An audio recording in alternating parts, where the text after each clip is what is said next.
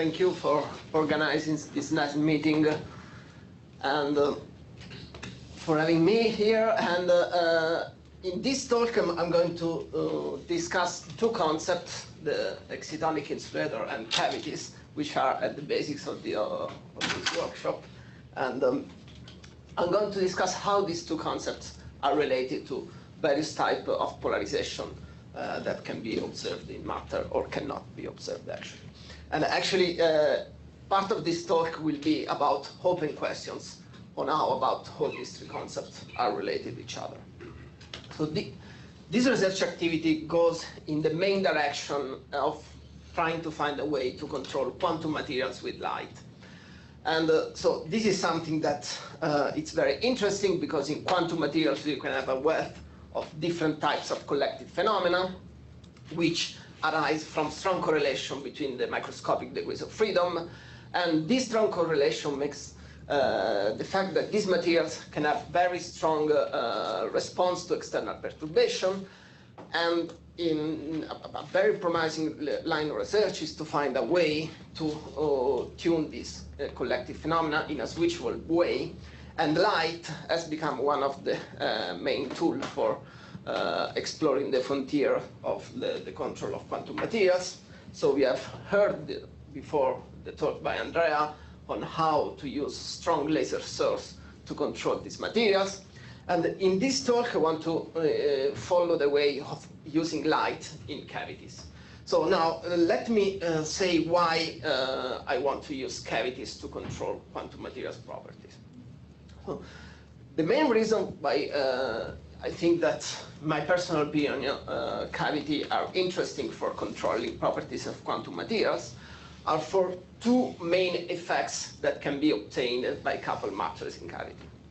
So here there is a sketch of a cavity in which you have light resonating between two mirrors, and some materials can be a material or something else in between. Now, while the light is resonating, it's continuously interacting and exchanging energy with this material, so that the new excitation of the systems becomes entangled excitations and are called generically polaritons.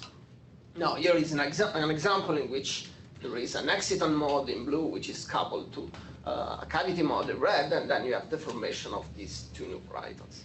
Now, what does it mean forming polaritons? Well, the first main effect of a polariton formation is the fact that one can tune the energy of some matter excitation. In this case, you can open a Rabi splitting here, and then have two polaritons, and so basically tune the energy of your exciton mode in this case. So now, this can be very important for collective phenomena that can involve some softening or some matter excitation which control the emergence of some collective phenomena, for example, phonon in superconductivity. The other interesting thing of the formation of polaritons is that a polariton is entangled with the light mode, is entangling a collective number of a large number of microscopic degrees of freedom, which means that actually this polariton formation will mediate effective interactions in the materials. And these effective interactions in the material can actually compete or cooperate with the interaction which are intrinsic to the quantum materials to bring about new collective phenomena which will involve light and matter. And recently there has been various proposals for using these two kinds of effects to control, for example, superconductivity. In this talk, I'm mainly focused on a collective phase of matter which actually involves excitons, which is the so-called excitonic insulator. Now, excitonic insulator is a phase of matter that has been introduced 50 years ago or so. And basically, an exciton, you can observe, you have a semiconductor with two bands. You can excite an electron from the valence band to the conduction band. Now, due to the Coulomb attraction between these two negatively and positively charged particles, these two can form a bound state, which is called exciton. Now, excitonic insulators are systems which are unstable toward the creation of excitons. And so they realized a ground state, which is characterized by a macroscopic number of excitons, basically, which is an exciton condensate. So now this kind of phase transition has been discussed in this simple setup of two-band systems. But I would like to mention the fact that the concept of excitonic condensation is actually broader than the concept of excitonic insulator itself. Indeed, the excitonic condensation can appear also in different kind of systems. For example, in bilayers in which there are indirect excitons. So a typical framework is that one has two layers of different materials, and one can apply a positive gate on one side and a negative gate on one side on the other side in order to create positive electrons on one layer and holes on the other, and let these two species to interact electrostatically. And then below a critical temperature, there can be a condensation of this object. Now, this is different from what I've described before, because in this case, one uses a gate potential to create an exciton and then cool down the system to condense. In what I've shown before, in this phase transition, is the spontaneous generation of exciton and the spontaneous condensation of this object. And here I just put a non-exhaustive list of very interesting works going on looking for the excitonic condensation in this kind of bilayer system. These are experimental. These are experiments. No, all of these are experiments. So why do you differentiate it? I mean, gate voltage is just for alignment, right? So it seems to me like it's conceptually, it's really not that different from. Well, in this case, they're not aligned. You have a band gap between the two, so you are not bringing this band down. But here. you can also imagine in a bilayer system that you can actually change the energy levels and see how excitonic insulator state could survive.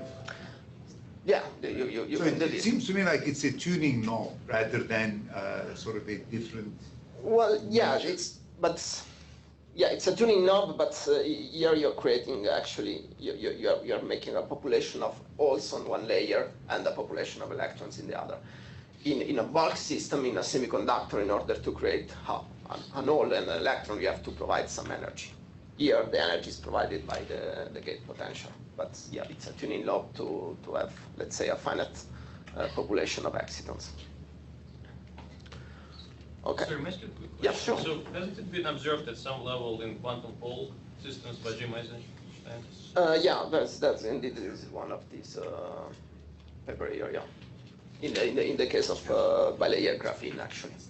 In the case of graphene. Yeah. No, but there was previous. This is not important, but it was previous in like 2000 or something. Jim Jim Eisenstein in Eisenstein, bilayer quantum. Okay, yes, it probably, was yeah. 1/2 quantum pole systems. Yeah, I think that was this paper. That was Yeah, probably what yeah. was this It's been funny. Yeah. Doesn't matter. Yeah, It okay. was observed. Yeah, maybe I missed some reference here, but that's just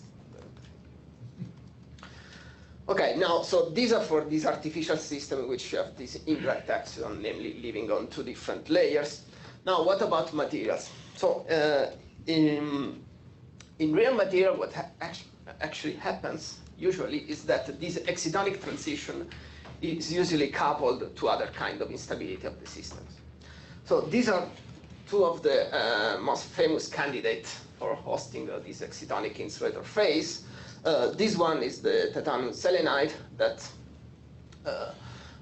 has this excitonic phase, which is coupled to some charge ordering. So you have a charge ordering of the system also. Well, this is the material that, as Angel, as Antoine has mentioned before, will be the main topic of the tomorrow talks. And I didn't put any reference here because I didn't want to. I just put the reference of the picture of the paper from which I took this nice. So sorry, Giacomo, this tantalum nickel, Yeah. is this a new material? Have people known it for decades? Well, it has been known from. For decades. But not in this decades. context. People have recently Yes. realized that. It's easy to intensely. Yeah, well, let's say that I think that the first proposal for this material for being excitonic insulator dates back to the end of the 90s, if I'm not wrong. That was the first, one of the first, yeah. But let's say in the last decade, there's been a strong interest of trying to find a way to probe the excitonic insulator phase of this system. So now I'm not going to detail because tomorrow we will have a full bunch of talk covering this topic. I want just to say that in this case, the excitonic transition is likely to be coupled to the breaking of the discrete symmetry of the lattice, so to structural transitions actually. And I want just to advertise the talk by Mark Rosner tomorrow that will address this point. Okay, so how so now if we focus just on the pure excitonic transition, how an excitonic insulator is formed. So an exciton is a resonance in the spectrum of absorption of your material. And here there is this spectrum in a case of a just system with two bands. And this spectrum is here, and in order to create this exciton, one has to provide an energy, which is this Ex, which is basically the difference between the energy of the gap, namely which is the energy that one needs to create a particular excitation, minus the energy which is gained in forming the bounded pair, which is the binding energy. So here you have the energy of the gap, this is the binding energy, and this is the energy of your excitonic mode. So now what happens once you put you tune the parameter of your system? For example, here in this phase diagram, I'm tuning temperature and interaction between the two bands. What's happening is that, for example, if you start here from this side and you lower the interaction and you go towards this green area, which is the area in which you have this excitonic insulator phase, what's happening is that this excitonic mode is becoming soft, so it's going down. So basically, this means that the energy gained in forming the bounded pair is larger than the energy required to create the pair. So this means that the system will be unstable toward the creation of this pair and form the condensate. So this is just moving in this direction from the excitonic from in this phase diagram, whereas this is moving in temperature now. Now I'm starting from high temperature, I'm going down with temperature, and then there is this mode that is becoming soft. So this is a soft mode transition. So the idea then is to use a polariton, so hybridize a photon field with this excitonic mode in order to stimulate the softening of this mode and actually control the emergency of this ordered phase. Sorry to keep interrupting you. So this phase diagram, where does it actually come from? Yeah, so this is just the two bands like this. Two bands like this plus an interaction between the two bands and this mean field theory. Basically, it's BCS. But that's Kellish 19. Yeah. That's the original. That's actually from his paper. That looks like a newer figure of benefit. No, it's not from this paper, but let's say that. It is a replotting of the content of his paper. Okay. It's Cohn, Jerome. Yeah, it's let's say that the first. New reincarnation. So now in the lower left corner is this insulation statement. The lower left. Yeah, no. Okay. So now on this blue side, actually, the high temperature, let's say, it's semiconducting on the blue side, whereas on the red side, what's happening is that the two bands overlap, so you have a metal. So yeah, and this is separating also the regime in which the exciton condense actually. On this side, it's really a mode that is becoming soft, like the one that I've shown here. On this other side is an instability more similar to DCS superconductivity. Basically, it's an instability of the Fermi surface. Sorry. Yeah. But this is a Hubbard-like model. This is short-range interactions. Yeah, this is a Hubbard-like. Fine. So that's why it doesn't have kind of first-order stuff further out. The first order on this side. Yeah. Yeah, it's really it's rather steep, but it's not first order. In this case, it's second order. Okay, so this was the general idea, and this is what we try to explore in this paper, in which now we take this model with this Hubbard-like interaction, and we couple to a single mode cavity field. And here you see that we are starting from, let's say, above the critical temperature, away from the phase that I've shown you before. And then by coupling with increasing the strength of the light matter coupling, you can see that this exciton mode becomes softer, and that at some point it becomes zero, signaling that at this point there is this excitonic condensation which is taking place. And what is the result of this is basically that by changing the strength of the light matter coupling, one can change the boundaries of your phase diagram. And here, this is the original phase diagram that I was showing before. And as you crank up the coupling strength G, then you have that just the boundary moves. So basically, you are enhancing the phase space for this excitonic insulator phase. I'm sorry, Jeff, Yes. can you go back one slide? So at zero coupling, what are go back one more. At zero coupling, what are the modes? What are the two modes there? Okay, so yeah, sure. Yeah. Thanks for the observation. Yeah. So actually, here I'm observing the exciton polyton, looking at the photon properties. So here, basically at zero coupling, there is no exciton polyton. There is just the photon mode here. Then as under the red arrow, it's just black.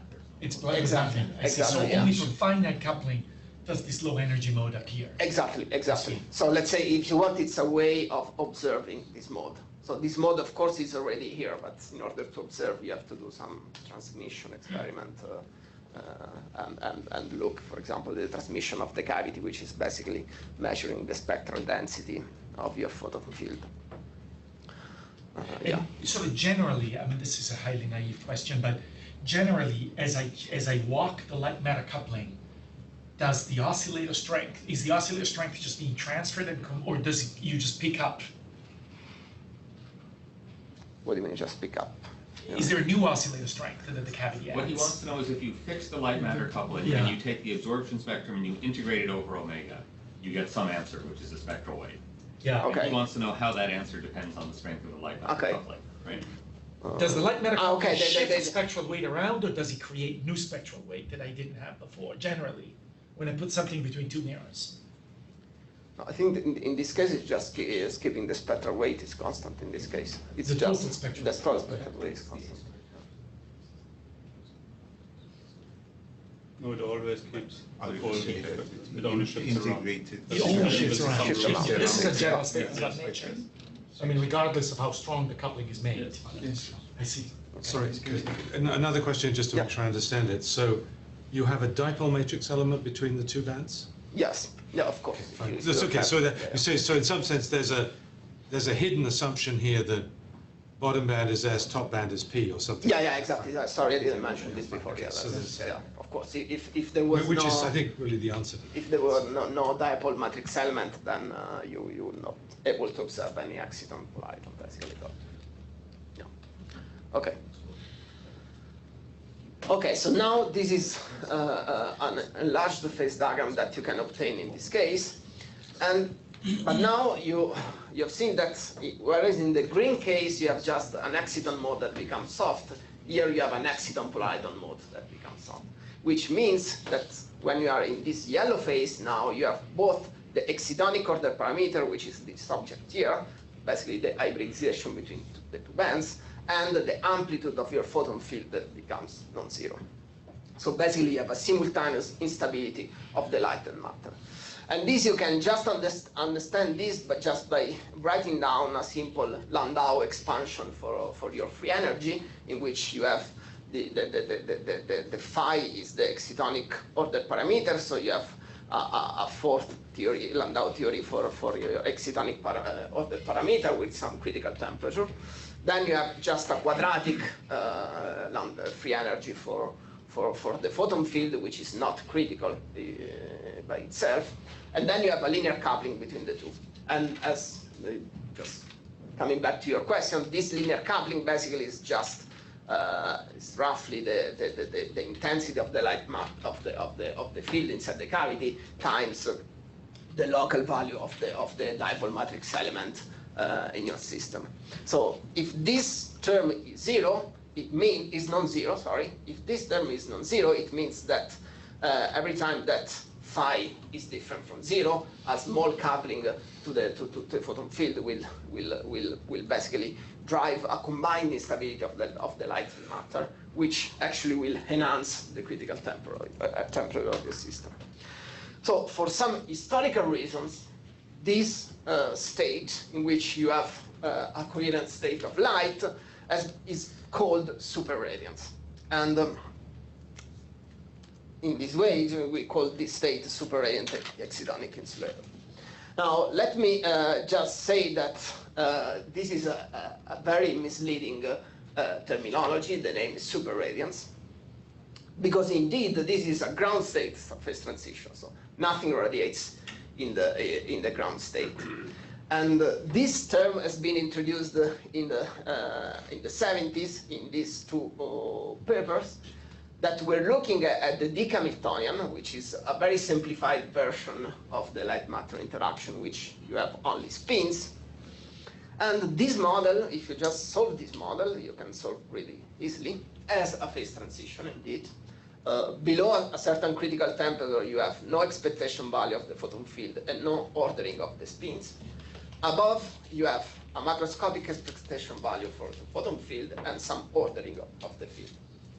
Now, so I say that this, if you just take this model and this is the ground state of your model, there is no radiation around. So if you want to see some radiation, you have to do something, your system, you have to perturb it.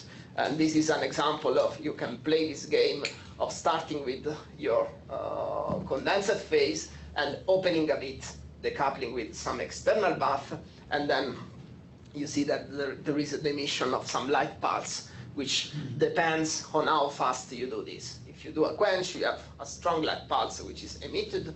If you do adiabatically, you have a very weak light pulse, which is emitted. If you do this slow enough, nothing will be emitted for your system. Sorry, Giacomo, Yeah.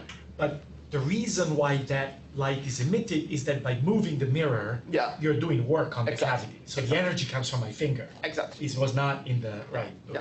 Yeah. If you do this very, very slowly, in the adiabatic limit, nothing will appear outside because you have... No, but the point is that, but by definition, if I move the mirror, I'm putting energy into the cavity. Exactly. I just, Yeah. No, but that means that if that means, what you're saying is that if I did something else that wasn't moving the mirror, but I just wave my fingers and change the mirror from completely reflecting to completely transparent, would something come out? But you still need to do work, because you need to have a node of the electromagnetic field somewhere. Yeah. Well, but I don't have to do very much to make the mirror go from reflecting to transparent. You know, if I think about these switchable mirrors. Anyway, but that's the question is, would I get something to what would come out if I just changed the mirror from reflecting to transparent? Well, you will kill this phase and you will have the photons that are the virtual photon that were trapped in the original phase. Okay, but that comes back to the meaning of expectation value of A operator. I'm coming back to to this. Yeah. I mean, sorry, but you do have, some static electric field because you've got a bunch of aligned sort of macroscopic. I'm coming back. Okay, to so you're this going to question in a minute. I mean, it's a ferrite. This is this is. Or a ferromagnet. Okay, yes. I think that's this question will be. But I think this is an addressed. important question. I think is if you don't do work, and if you were going to remove, for whatever reason, the mirrors, you don't get photons out. Yeah, if you do this, in this case, adiabatically, and you do any work, you don't get anything outside. That's what I would say. If you do a quench, so if you do some work, okay, so this is what just to say that this is just a game playing with this state put inside the cavity and then let the thing open. Now, if I come back to this, if you come back to this phase transition, of course, this has been introduced in the 70s, but from the 70s to nowadays, actually, there's been a bunch of several different types of Novo theorems actually stating that this phase of matter cannot appear at all. So here I don't don't want to enter into this debate about this no-go theorem. This no-go theorem are basically related to the commutation relation between momentum and position and to the diamagnetic coupling. Here, what I want just to say is that if one look closely at this ordered phase of matter, one realizes that the ordering in matter that is created by this superradiant phase transition is an excitonic insulator. So if this phase transition cannot exist, then cannot exist the excitonic insulator, I would say. Well, of course, I understand that it follows that it's an excitonic phase because it has a non-zero expectation value of sigma x. Why does it follow that it's an insulator? Oh, okay. This is another historical jargon that might be.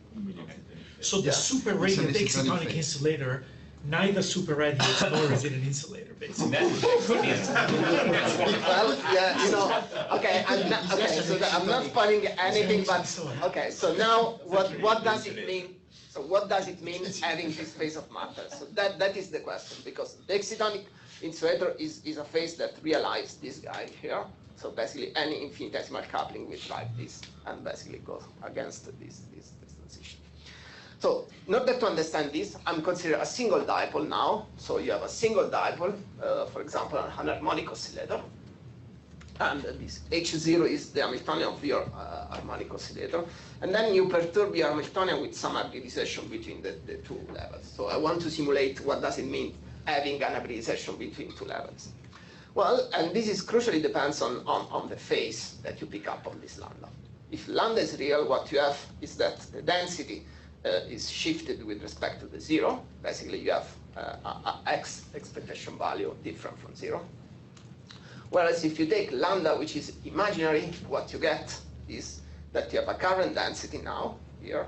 And I don't know if it's clear, but these two are not symmetric, these two lobes. And if you integrate this over space, you get a finite value of p. So now, in real life, if you want to, this lambda would correspond to some external fields that will enter in your Hamiltonian. Here are just parameters that I put just to see that in one case, yeah. So, but in an excitonic insulator, what's happening actually is that this hybridization is happening spontaneously, without any lambda. There are interactions that are creating this excitation. And actually, then one goes back to the problem is that the phase of the excitonic insulator determines the macroscopic property of the system. And in particular, if you write the condensate of the parameter like a modulus times some phase factor, when phi is 0, so this is a completely real, purely real order parameter, modulus the fact that quantities like polarization are not so well defined in a extended system, then in this case you get something which is a charge density wave or something close to a ferroelectric. Now, if you go to this other state, you go into this very disturbing phase of matter, which is a ferrocurrent, basically. Basically, it's a state in which you have basically P different from 0, and so there is an homogeneous current flowing through a system. So this is in what way is that a current? Well, in what way is that the P, the expectation value of the current density is of the But integral these current are like density. vortices that you have in the system. So the total, it's not the current goes from left to right. Or No, this is the integration, the integral of all the current density. It's like here, in this case, it's the integral of the current density. Somebody should think that it's current circulating amongst the two orbitals, but there will be some kind of topological thing, just like in the case of Exactly. ferroelectric Yeah. ventricles that will lead to That's endurance of some Yeah. kind. Yeah. That's the way to see it. That's the way to see, but it's not really. Yeah, I'm going back to this. but This is not what a about the real- second principle? What about the And it's not principles a of real thermodynamics? current. I mean, Yeah, well, okay, this is very disturbing. I would say that it's. You have nothing against ferroelectrics. No. Yeah, exactly. You don't have a ferroelectric either because You have nothing I don't against have ferro- anything against ferroelectrics. So why should you have anything against this? It's not. Yeah. I don't think it's fundamentally different. But this is a current that doesn't. This I mean, does it? Where Oh no, does this it need is energy? an orbital. This is an orbital ferromagnet. Yeah. Yeah, it's just, Well, okay, so well, let me come back. Let me come back to this. Thank you, sorry. Okay. Yeah. Yeah. So these two phases now are completely degenerate in this excitonic insulator. And now when you couple with field, what happens is that you are lowering the energy of this phase. So you're lowering, you are entering this disturbing phase, basically you're lowering the energy of this ferrocurrent state. And actually this ferrocurrent state is something that has been discussed in the early days of excitonic insulators, actually, in this paper here and in another series of papers on this design. And of course, yeah, here you have a state in which you have an homogeneous current.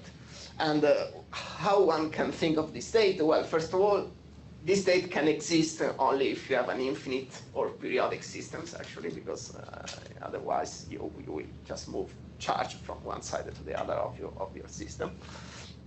And in general, the way of thinking of this state is that, as in the ferroelectric, the two orders will somehow hybridize and breaks down into various domain walls.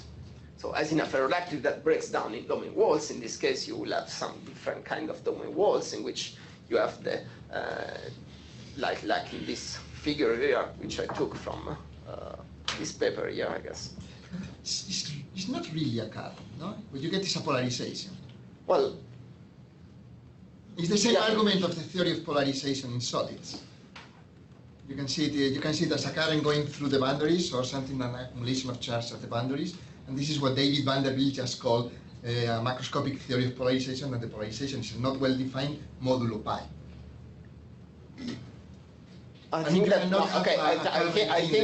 what you're saying is that basically when you have ferroelectric you can measure only the changes, changes in the polarization. There is no way to access that current. Yeah, and the changes in polarization, you measure it by looking at the current that you generate by displacing, for example, And the it's area. the same here, I guess. Well, here is you should find an analogous Okay. to Whatever. the state.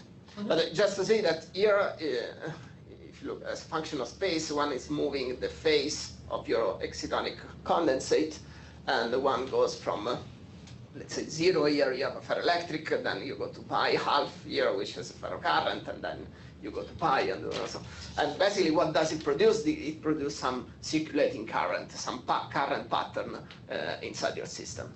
And this has been discussed very recently, also in relation to this paper, in the case of spin current in excitonic magnet. And also in this case, if you apply some mean field technique, like the dynamical mean field theory, will give you a solution which is actually this But this is at homogeneous zero current. temperature. Well, this is zero temperature. So, Yeah, this is zero temperature. And you may have different kind of current patterns, and this can carry or not momentum actually. That's in this case they do not carry momentum, magnetic momentum. So in this case, it's really not a ferromagnet. If you think at bilayers, in bilayers, when you have holes on one layer and electron on the other, if there is a superfluid flow of this exciton, then you will have a circulating current also there, because holes will have a current in the opposite direction with respect to electrons. Okay, so this is just to say that, okay, I have just 5 minutes and I'm closing. Just to say that at this stage, this is a completely open problem, I think, and the important question, the outstanding question here is how this thing will be actually in a real excitonic insulator material like TNS, for example, and now the presence of other type of ordering will affect this, the formation of this current pattern. So the last few minutes I want to show that even if you are not in a state with a homogeneous current, but you have just some current density around, which they sum up to 0, you can have actually the formation of a coherent state of light. And the way of seeing it, you can do this very simple problem in which you take a dipole and you polarize it, and you put it inside the cavity. So now I have a dipole which I described by a two-dimensional box. Basically, it's very simple. So you have this square well, this is a dipole. And I put this inside the cavity, and the important thing is that I keep all the spatial variation of the field, so I'm not doing any dipole approximation here. And then I put an external magnetic field in order to induce a current in the ground state of the system. So therefore, this is the ground state wave function of this dipole, and then it has this circulating current. Basically, it is a dimagnet. It will develop a magnetic moment of the opposite value with respect to the direction of the field. Now, what you do, you can put this current inside a cavity. Now, if you look at the light matter coupling here, there is a symmetry with respect to the center of the cavity, and this will basically be zero in this kind of odd mode cavity. So now what you can do, you can move your dipole from the center and then have non-zero interaction between the current and the field. This is just, if you now solve exactly this model, just by exact diagonalization of the photon and the matter, you see that as you move this dipole from the center of the cavity, you will create a macroscopic expectation value, well, not a macroscopic, sorry, an expectation value for the photon field, which basically means that you create some magnetic field inside the cavity.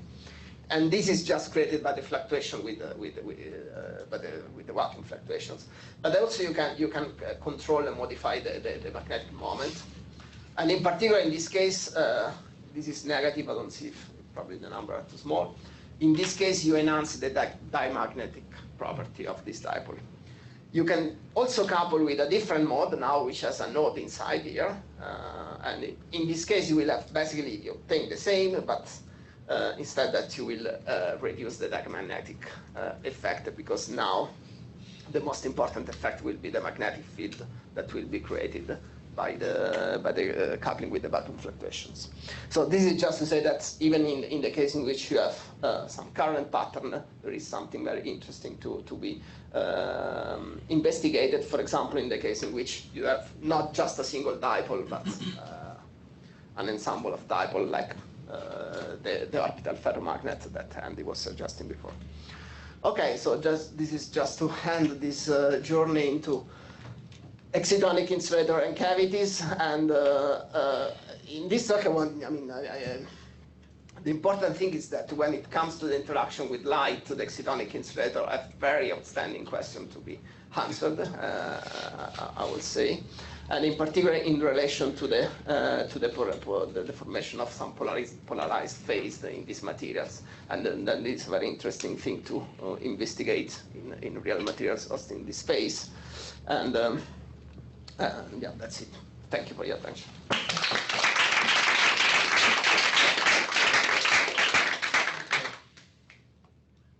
Chairman, I could start. Yeah. Sure. Because just it goes to the last point, and then I give you the just because I think this is very interesting when you move the dipole in the unit cell, and then you get this induced magnetic. It's important because then what you have is already, if you have it there will be an additional force that acts on the dipole that will move it in a direction. Then you have a restoring force that the cavity will induce in the dipole that will create a dynamical motion that will tend to screen the current that you are generating. This is something important because you can prove that this model that you are solving has a ground state. This is the ground state. No, but the ground state will be with one position in the cavity. Sure. That's the there is a restoring force that will act in the Maxwell field that also creates another. But for this one I don't know. One has to go to the multi-mode. So to investigate this in this single mode. I'm happy. Just Peter, sorry. Yes. No. So actually, a couple of comments, maybe questions. So, by the way, thank you. Very nice. It's sort of a nice description. So, first question, I think, is, if you have all of these dipoles and you're coupling an orbital which is an S-like to a P-like orbital, I don't see how you will eventually avoid coupling to phonons, right? And actually, you will get, a Q equals 0 instability in a phonon mode, where the lattice will respond. So it's a nice theory of Tintelluride. Yes. Right. So then I think the other one, which I think is the same point that you're making, is that it would be much easier to think about this DC stuff classically. After all, if you just begin with Clausius-Massotti, There's an instability which generates self-consistent dipoles if the polarizability is big enough. And then you actually have to think about the geometry because of the screening of all of these fields, right? And that I think goes back to this Volkov-Kopayev papers which are dealing with that. And the resolution of those instabilities, either in the longitudinal or transverse directions, I think are things which solve them by having boundaries with currents or boundaries with dipoles. But it is classical electromagnetic theory, I think, that needs to be done on top of this. Well, yeah, this is. So I'm not sure there are real mysteries there. I mean, well, yeah, that's. But by the way, if you could do something at the level of quantum fluctuations of single objects in the cavity, then I suspect there are things which are entirely new. But once it's condensed, it's sort of. No, yeah, but that's exactly my point. Is that actually. Even without the cavity, I mean, this excitonic insulator state has some well interesting or weird properties, I would call it, in the sense that. So I agree with you that when you have the dipole, you will have the coupling with the lattice, and this is what at the beginning I was mentioning that in the real materials like TNS. Tomorrow we will have several talks discussing this. By the way, sort of a last comment actually. Yeah, sure. In these models, biexcitons are stable, maybe weakly stable, but they can be quite stable. And that's a real boson, I mean, in the sense that helium is a real boson. It won't have a dipole, it won't have sort of channels to decay into, and it's the best place to get a kind of a real superfluid.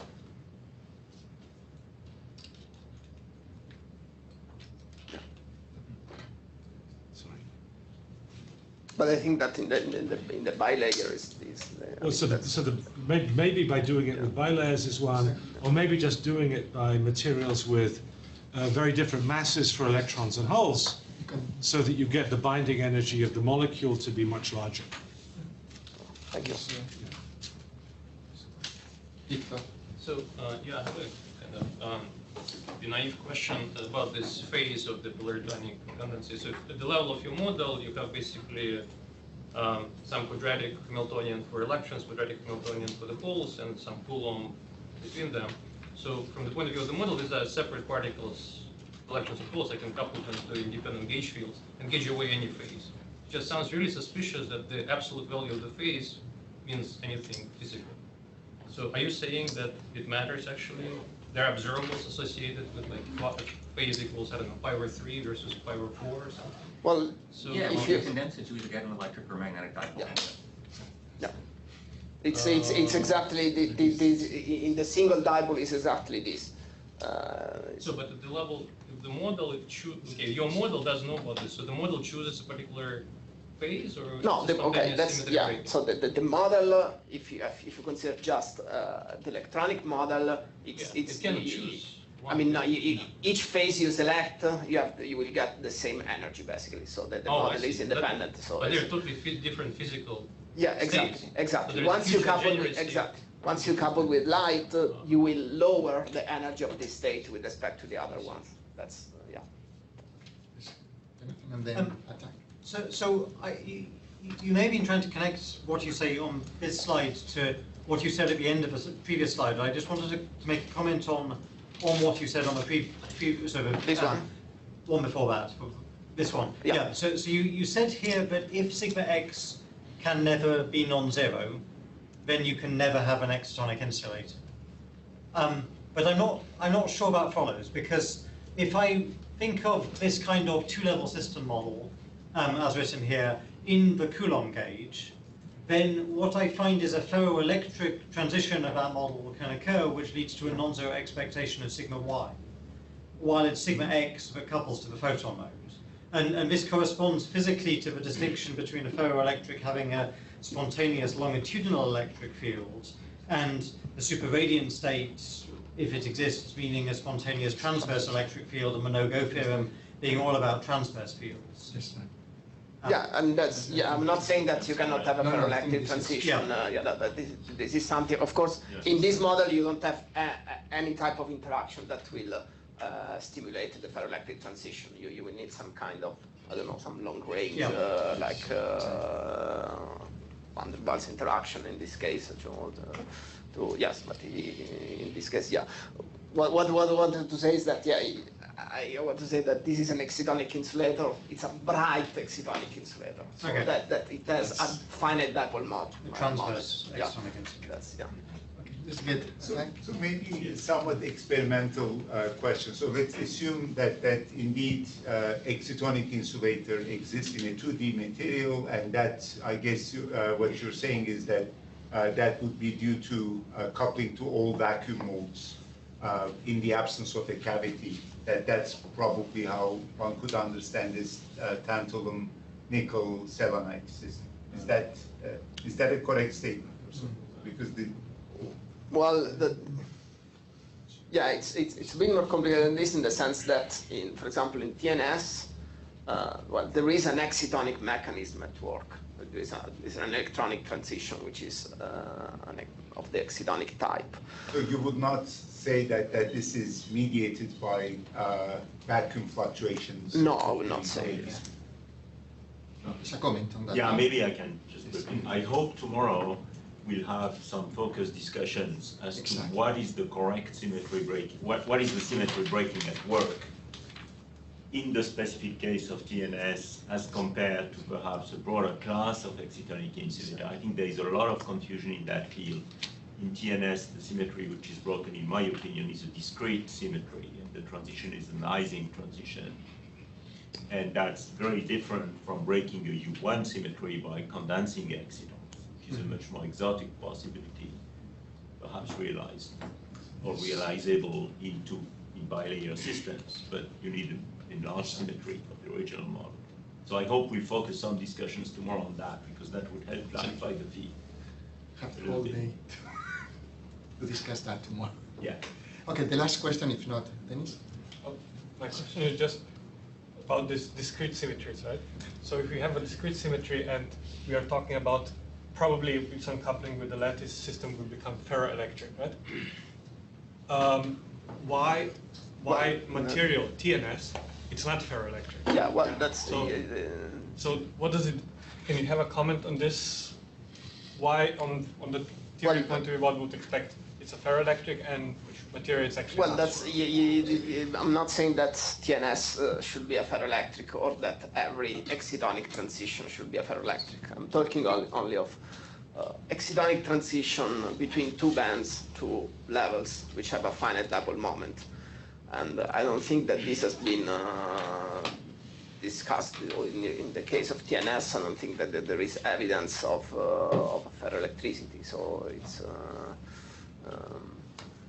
or you can also have a finite dipole moment between the bands, for example. Yeah, you can have also this. But let's say the local, since the excitonic order parameter is local, it can be that this P12, the local one, sum up to 0. This can be another possibility. So, of course, it depends. I would say that it depends on the macroscopic property of your band system.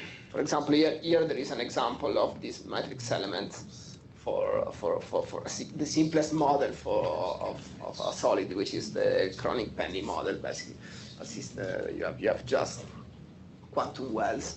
You have got just a periodic system of wells, and then you see that the sum of this is finite, which means that here you have.